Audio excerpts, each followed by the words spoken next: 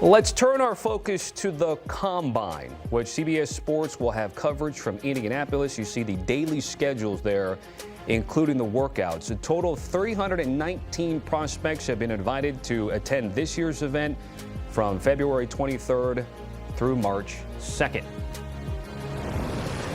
And you know what? I think our bosses have tasked Ryan Wilson to interview all 319 of them. We will not talk about all of that today. We don't have enough time, but we are focusing on a handful of guys and where the position groups line up, Ryan. So first and foremost, let's go with defensive lineman / linebacker for you. Hey, Tommy, good to see you, buddy. Let's start with Cassius Howell out of Texas A&M, transferred from Bowling Green a few years ago. A few players more electric at the edge rush position, had 12 sacks last season. He has a variety of pass rush moves. The only issue, Tommy, and as our buddy Rand Carthon likes to say, this is your mom's and your dad's fault, he's going to have short arms. And historically, guys in the first round have longer arms as edge rushers. You can go back to look at Micah Parsons as the only exception in recent years. He had 31.5-inch arms. Cassius Howell's arms are probably going to be shorter than that. Again, I don't want to overthink it because when you watch Howell play, he is a first-round talent, but history tells us that he might get pushed down a little bit unfairly because, again, those were the arms that God gave him, Tommy. But on the field, he is absolutely electric and one of the best pass rushers in this class among the top 3 or 4 guys and has all day long first-round potential when you flip on the tape. Yeah, Rand don't like those short-arm guys, right? We talked about Ruben Bain a couple times in the show that you and I are on with him, so it seems to be a theme. We'll wonder if any of the guys will hit back at Rand over at Indianapolis. What about defensive back? Quick story, by the way. Rand talked to Ruben Bain and admitted, said, look, you're going to hear some things. So we'll circle back to that when we talk to Ruben at the Combine as well. But in terms of the secondary, one of my favorite players that not a lot of folks are talking about, Tre'Davious Stukes, the slot corner out of Arizona. And he's not your typical 5'9", 185 slot corner. He's 6 feet and change. He is physical. He has ball skills. He had 4 interceptions last year, Tommy, for the Wildcats. And the thing is, and you know, I like to fall in love with these guys. He reminds me a lot of Brian Branch. Brian Branch was a 2nd-round pick of the Lions a few years ago to Alabama, only because he ran a 4.58. We'll see how fast Stukes runs next week in Indianapolis, whether it's a 4.4 or a 4.6. The tape is the tape once again, and he is such a good player. He's a guy that can play slot. He can play free safety. He can play in the box. He is a tackling machine against the run. For me, he is a day 2 pick, and the question becomes how high on day 2 does he end up going? So short of running an 8-second 40 next week, Tommy, I don't think that's going to change for me. It's interesting to see the continuous emergence of like DB/corners that are 6 feet and above, the Sauce Gardner type. So you selected one there. When it comes to tight ends, you're pretty jolly about your selection here, pun intended. Nice. You are indeed a dad with those dad jokes, Tommy. So yeah, I talked to Justin Jolie at the Senior Bowl. He transferred from UConn to NC State, and I said to him, I said, "It seems like your blocking needs a little work." He goes, "Yeah, it does." And then I followed up with, "You're not getting drafted because you're blocking." He is 6'4" and change. He is 250 pounds, and you watch him play, and his game is all about physicality at the top of the route. He's going to be a long strider. He's going to get open consistently against linebackers and safeties at the 2nd and 3rd level, and he is going to be able to stretch the defense. And this is what he told me, Tommy, as I made my dad joke as well. He said it's Jolie like Angelina Jolie. I was shocked he knew who Angelina Jolie was. He also told me one of his favorite players was Troy Polamalu and Jeremy Shockey. So this guy knows his history, both entertainment-wise and football-wise, and he plays like Jeremy Shockey. He has a little bit of that in his game when you watch him for the Wolfpack. I got one more dad joke, and I know it's not appropriate, but let's talk about, like, how much money does a skunk have? Just 1 cent. All right, let's move on here. Quarterback. What do you got for quarterback? I know, thumbs down, not good. I'll be using that joke later, by the way. So let's go quarterback. My guy who's 6'6". And by the way, if Cassius Howell had Taylon Green's arms, they are legit 35 inches. Cassius Howell's a top 5 pick. But Taylon Green, the quarterback out of Arkansas, transferred from Boise State back in the day. When I spoke with him at the Senior Bowl, Tommy, he told me what, if you're watching the Arkansas games, you could probably figure out. He says, I have to do a better job of marrying my eyes to my feet. He is so long and long-levered that sometimes his body gets out of whack, and that affected his accuracy accuracy, but when he is on point in terms of his eyes following his feet, he is throwing lasers, and he can throw the ball out of the stadium if he needs to. Also, insanely athletic in space, rushed for over 800 yards last year for the Razorbacks. He is going to be a project at the next level because he's got to get all the parts working together.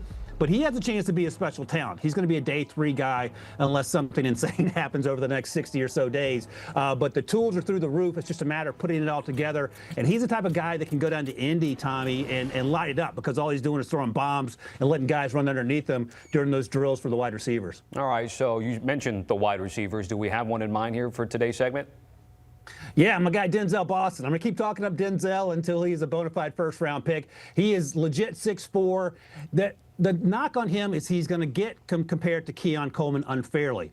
I think he consistently got open for the Huskies for Washington up there in Seattle, and it is not a situation where he struggled to create separation. He has some short area quickness that you don't typically see on guys that size. And oh, by the way, at 6'4", they got him returning punts. He even returned a punt for a touchdown last fall. He reminds me a little bit of Rome Odunze. He's a little bit bigger than Rome, but I think he has that sort of versatility. I think he's a first-round pick all day long.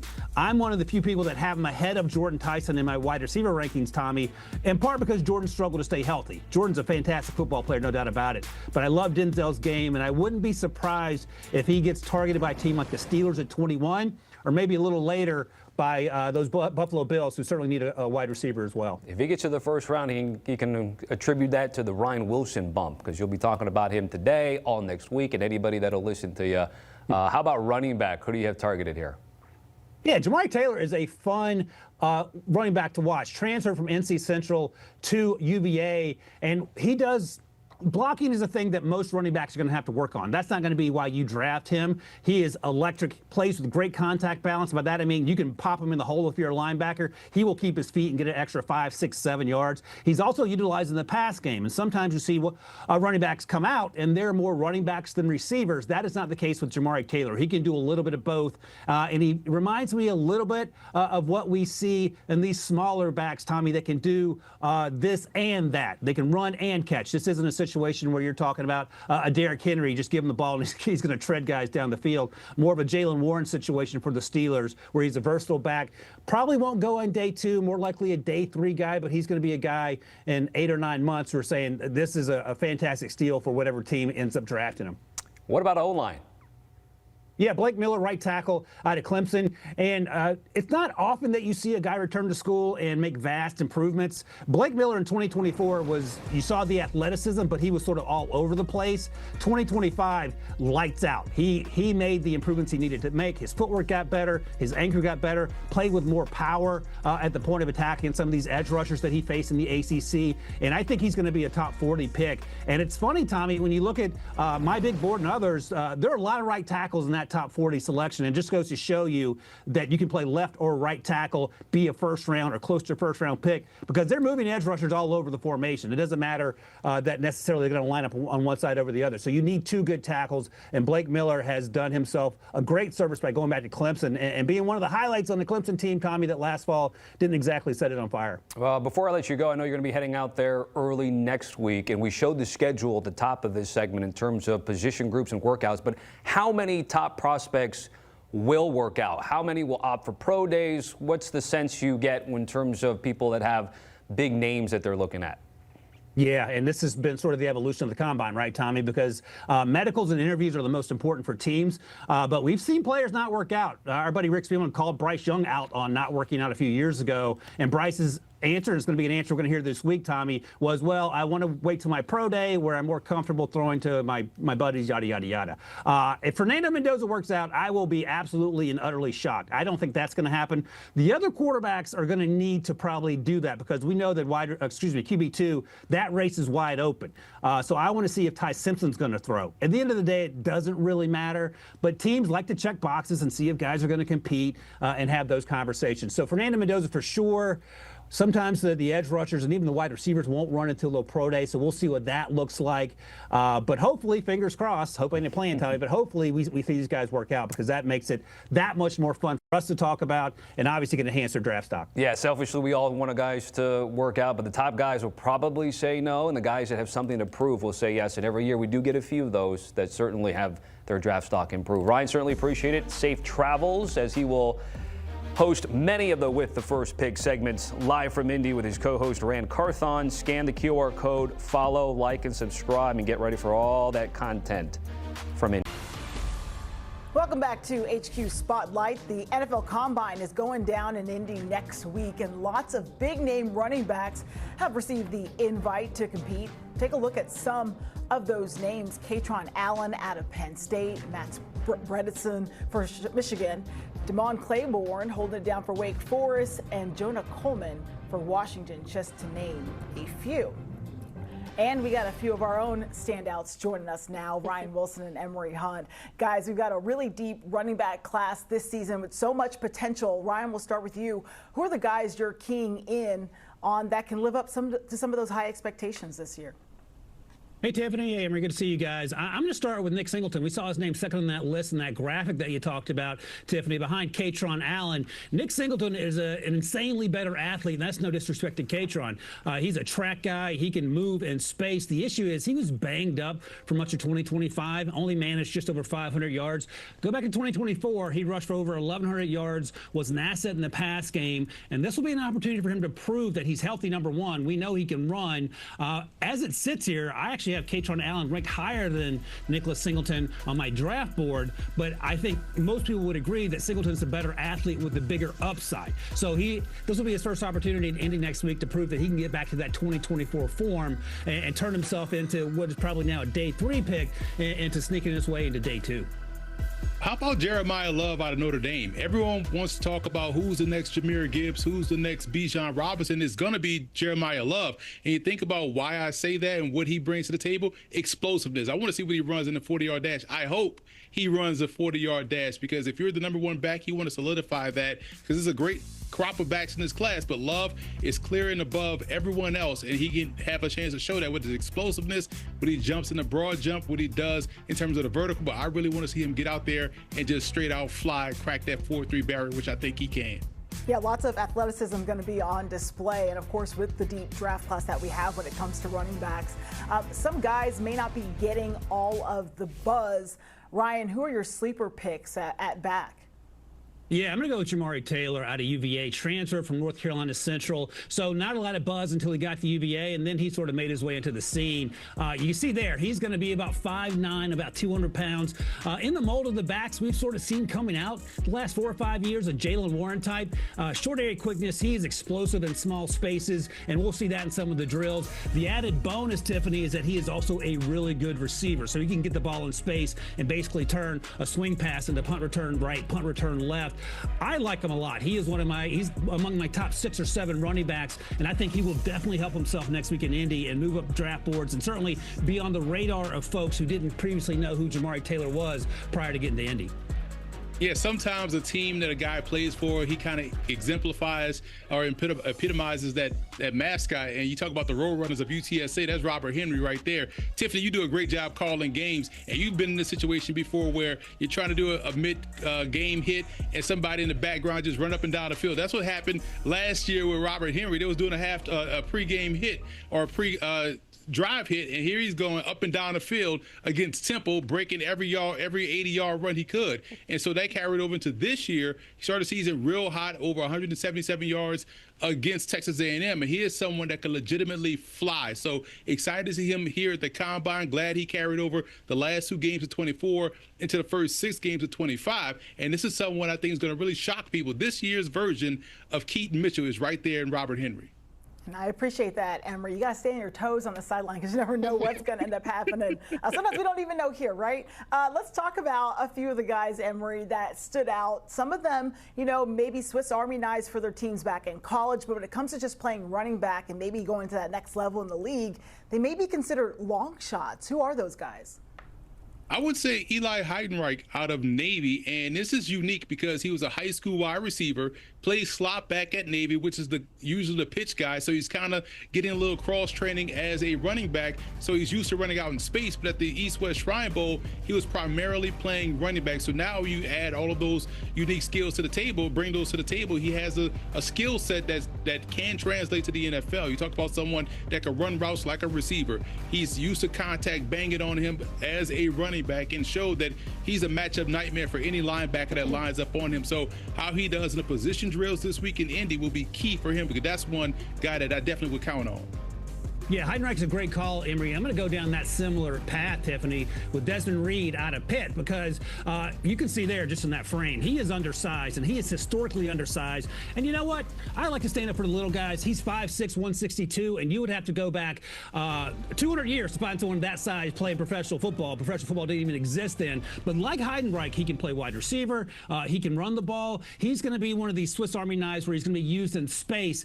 Struggled with injuries last year, but the year before that, he was absolutely electric, lights out for Pitt. You just have to find the right role for him, because you don't want him taking a ton of hits, but the explosivity shows up week in and week out when he's healthy.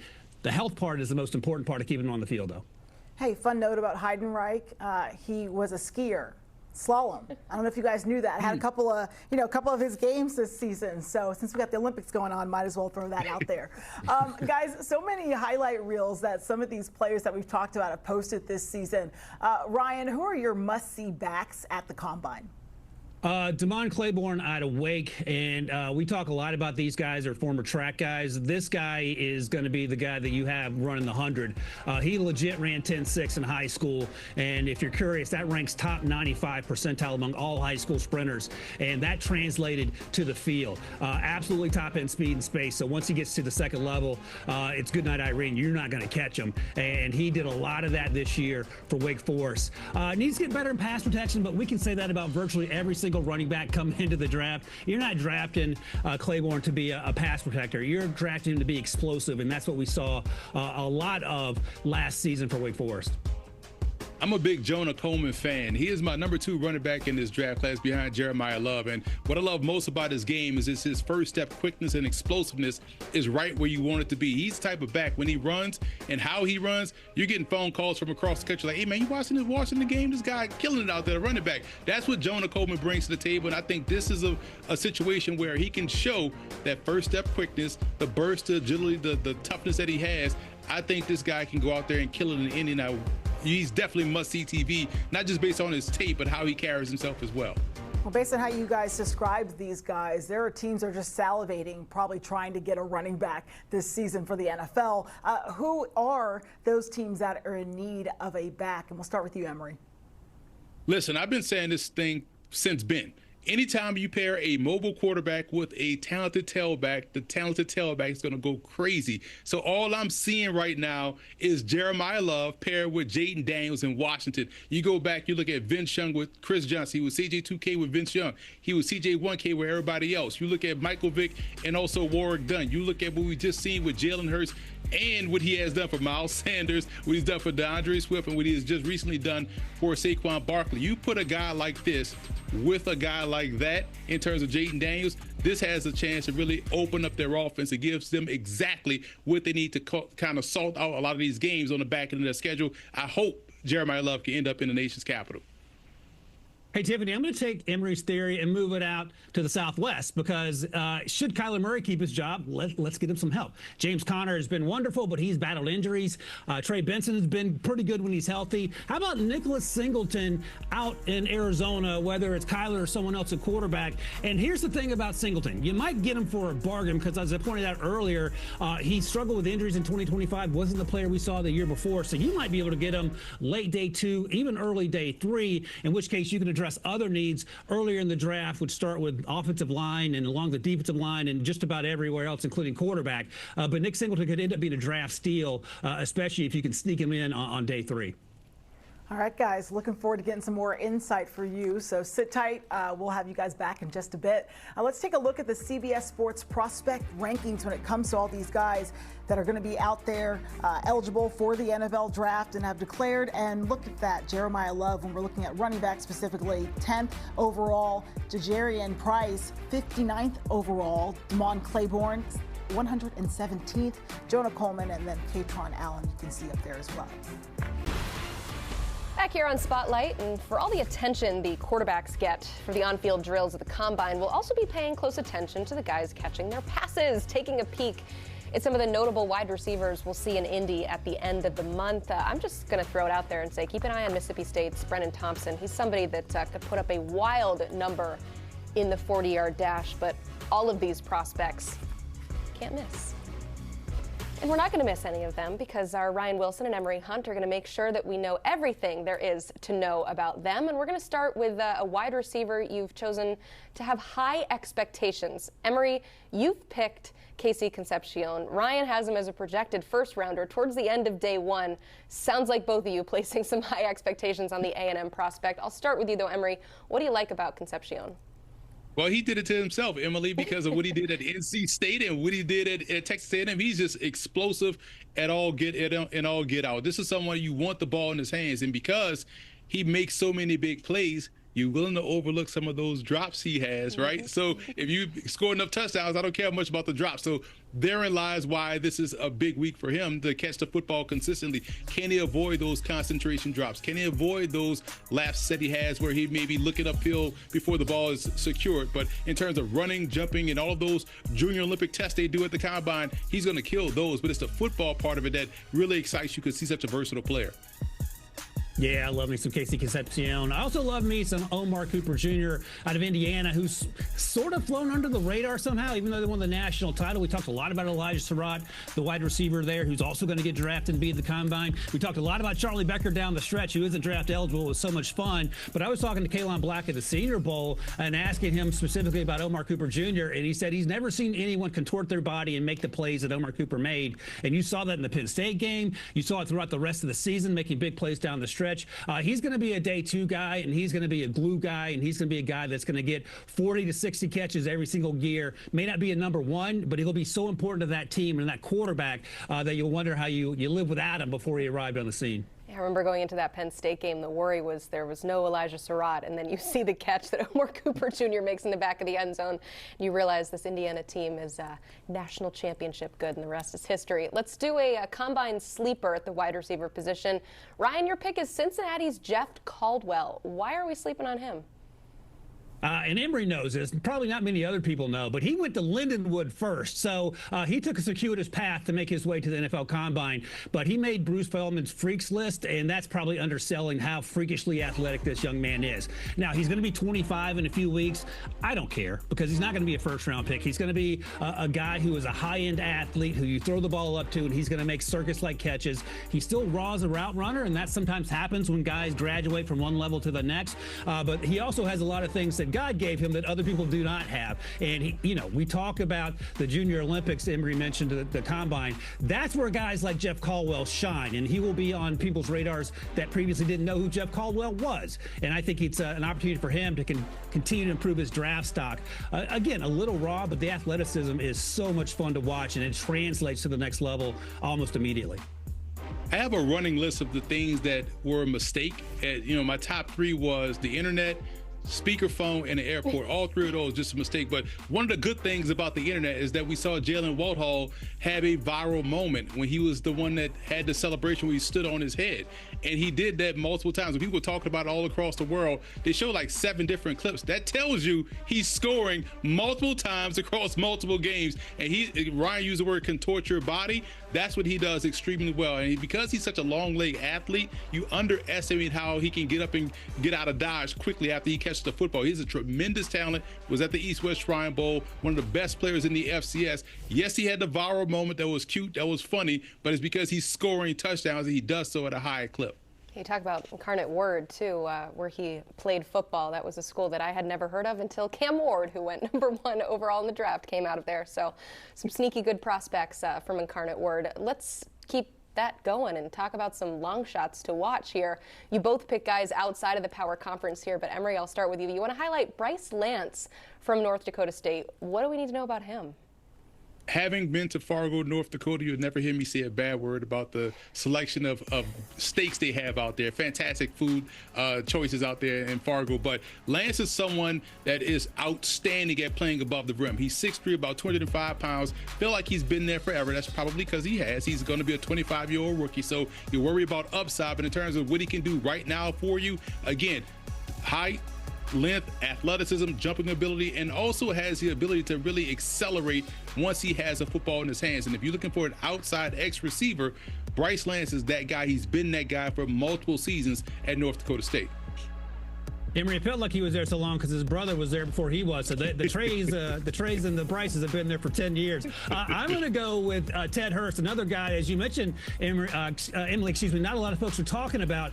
All Ted Hurst did was show up at the combine and dominate. He is an above-the-rim guy, 6'2", almost 6'3", enormous catch radius. He had 3 fantastic practices at the Senior Bowl, and I thought he outplayed virtually every other receiver there. We'll see how that translates. Still a little raw, but you can't coach the speed and the power. He's a 200-meter guy, and that long speed shows up on tape. I like him on day 2. I may like him a little bit more than others. That's okay. I've seen him play enough to where I feel comfortable about throwing jump balls to him and having some George Pickens moments. He's not George Pickens, but every once in a while you'll see that stand out on tape. I love it. This is the type of segment that we clip and we say, Ryan knew all along.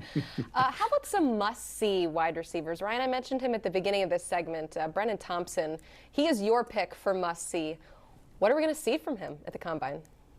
Yeah, I'm stealing your scouting report, Emily, because, I talked last segment about Damon Claiborne, the running back out of Wake, being a burner. Brennan Thompson's going to be looking at him as he passes him. That's how fast he is in the straight line. And it shows up on tape. He is not big. He'll probably measure 5'9"-ish and 175 or so. But if you can't touch him, it doesn't matter because he is an absolute burner, and he did it in the SEC on a not great Mississippi State team compared to the other teams in the SEC. And I asked Dalen Everett, the cornerback out of Georgia, who's going to be one of the first cornerbacks drafted, how do you defend someone like that? And he said, look, if you do not get hands on him early, that is a wrap because you are not going to catch him. It's going to be a lot of looking at the back of his jersey. So hopefully he runs, and he's going to run in the 4.2s, and that will be a fun moment because that's sort of what makes the Underwear Olympics even more exciting when you see guys get close to breaking records. Yeah, he's built like a piece of paper, and he definitely flies like one. That's my pick for someone that's going to crack that 4.2. At this point, I'm tired of seeing Chris Hilton because I seen him at all 4 All-Star games. I saw him at the Hula Bowl, and this is the story about the Hula Bowl. He had no equipment. They shipped his equipment to the American Bowl, which was the following week. So I asked him, it was like, hey, man, how you going? He's like, I'm trying to perform in all of these All-Star games because my production at LSU is not there on tape. So I got to go out and perform. And so there was about 11 guys at the Hula Bowl that didn't have equipment. And so they created a period for those guys to get work in. He was killing guys there. Got the call up to the American Bowl, performed great there with his equipment on. And then he got the call up to the East-West Shrine Bowl, performed great there, and that's when he got the invite to the Combine, and then went to the Senior Bowl and balled out there as well. So this is someone that has taken advantage of the opportunity, the first person in history to do all 4 All-Star events, one without pass. That's even more historic, but this is someone that's going to test extremely well. He's going to run fast, like 4.3 type fast, but also showed in this month of January in terms of the All-Star game circuit that he has the hands, he has the route running ability that he didn't show out there on tape at LSU consistently, but he did so in the All-Star game circuit.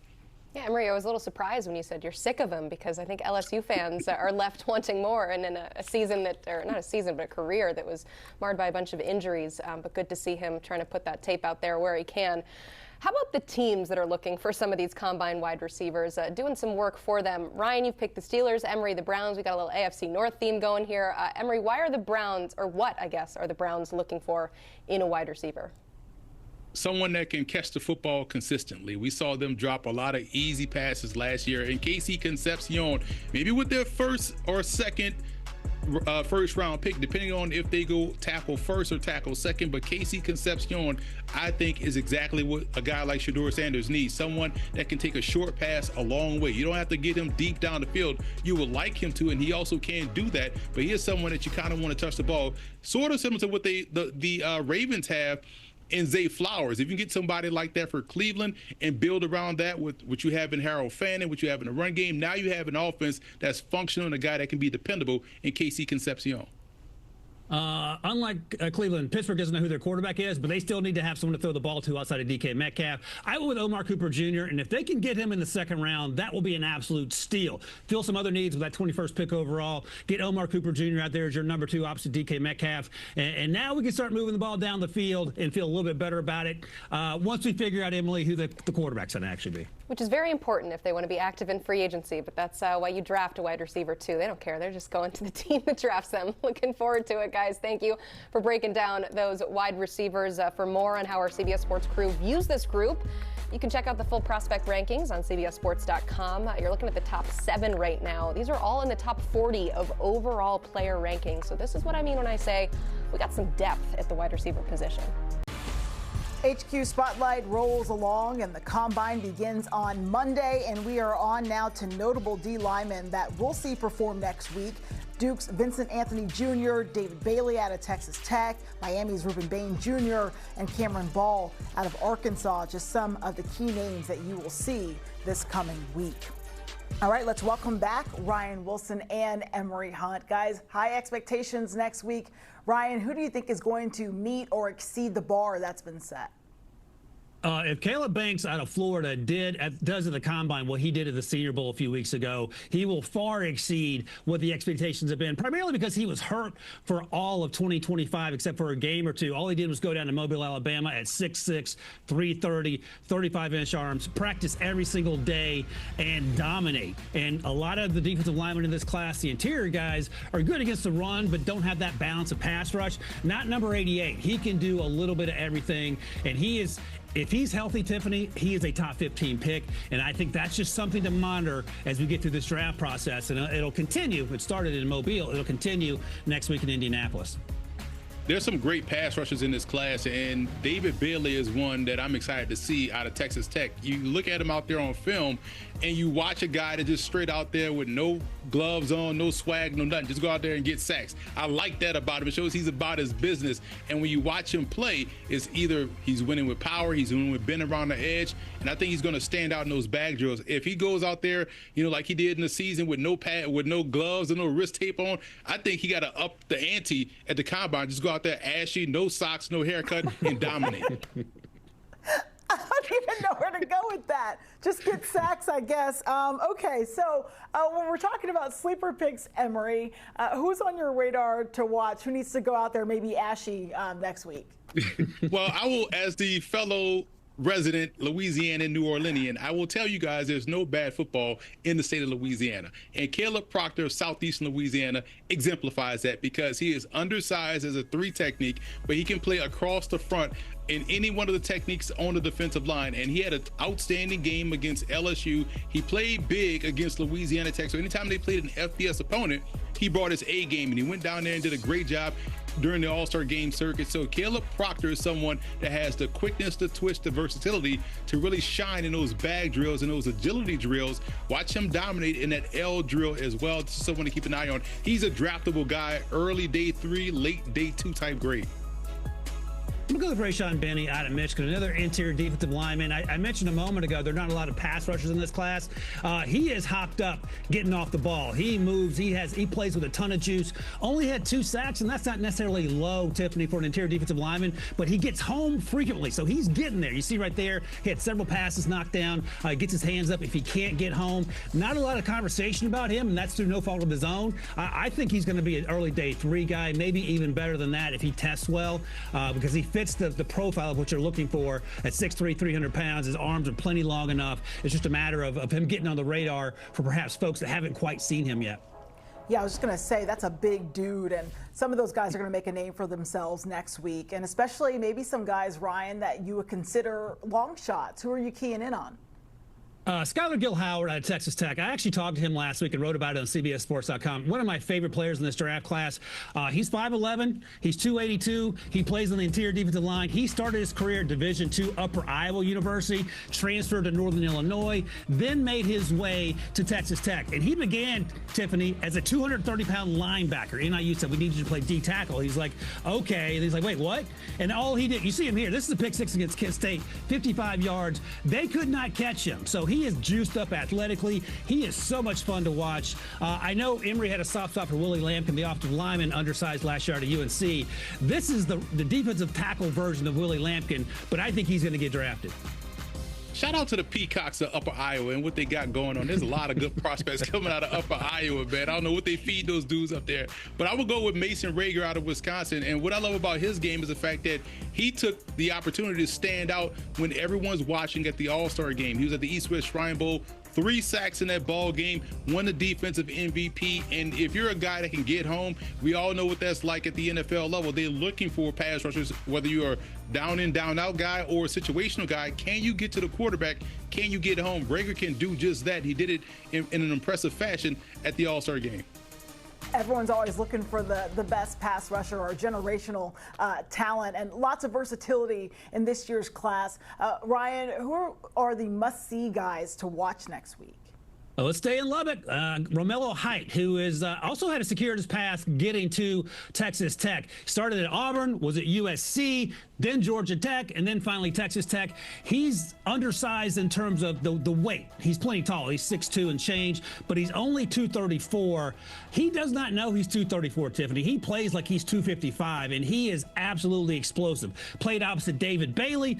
I don't know if Romello uses lotion or not to keep the ash away, but both those guys off the end are balling out. The difference is that Romello is going to be undersized, but he's going to be a situational pass rusher. I think he's probably going to be a 4th-round pick because of that. He plays at a 2nd-round level if you can get over the fact that he's only 234. This is how I know Lee Hunter of Texas Tech was serious about his business and serious about getting to the NFL, because he left Orlando and UCF and went to Lubbock. That tells you all you need to know about his decision making. Like, I need to get serious, I need to get focused, and he went out there and balled out, not just during the season, but also at the Senior Bowl. And so I'm excited to see how he does in carrying that over in Indy during these bag drills and position drills, because he's so quick off the ball. He has so much contact power that he's able to get nice little shock from the offensive lineman and stack and shed, disregard, and get to the quarterback. So if he can carry what he did at the Senior Bowl, show he just wasn't a practice warrior, carry that to Indy, you're talking about a guy that now can go in the 1st round, because there was some buzz down there in Mobile that he was a 1st-round guy based on how he performed in practice, and now we'll see if that can carry over out there in Indy. See, you guys are going to have me watching next week to see who's going to be ashy and maybe work themselves into a Kevin Durant deal. Y'all know he got the CeraVe, the lotion deal. Right. You can do it. It can be done. Let's stay on track here. There are plenty of teams, NFL-wise, that obviously could use a boost to their D-line going into this season. Emory, which team is in need the most? It's funny how things just kind of work together, because we talked about a lot of Texas Tech prospects in this segment who wear red and black. So I'm going with Mason Rager out of Wisconsin, because we all know the Falcons now probably need a pass rusher. And so someone on day 2 would fit that role. And that, to me, can be Mason Rager out of Wisconsin based on what he just did during the All-Star game circuit. He could be a situational guy, but they definitely have a void now for someone coming off the edge to go along with Jalen Walker, whom they drafted last year in the 1st round, outside of the guy that we're not going to name. But we'll look at Mason Rager out of Wisconsin. Can he be a bolster to this defense on day 2? Absolutely. So I think that's a guy the Falcons should be definitely keying on. I hinted at Caleb Banks being a top 15 pick early on here. Kansas City Chiefs have a top 10 pick. If he's there at 9 and Caleb Banks is healthy, and you need someone to eventually replace Chris Jones, and you can have him play alongside Chris Jones for a season or 2, I'm sprinting this thing up there. And I know Andy Reid just had knee surgery. He'll sprint up there with just one good leg to turn this card in, because I think that would be an absolute game changer along that defensive line for a Chiefs team that had their issues primarily on offense and with keeping Patrick Mahomes healthy. But he is a top 15 talent and could be a top 10 talent, Tiffany, if he is there and healthy for the Kansas City Chiefs. We'll have Andy Reid saying, "Oh, yeah." You guys get it? All right, that's right. Thanks, guys, so much for the insight. We appreciate it. You can stay up to date on the draft by, of course, listening to With the First Pick. That podcast has you all covered. You can scan the QR code right now on your screen.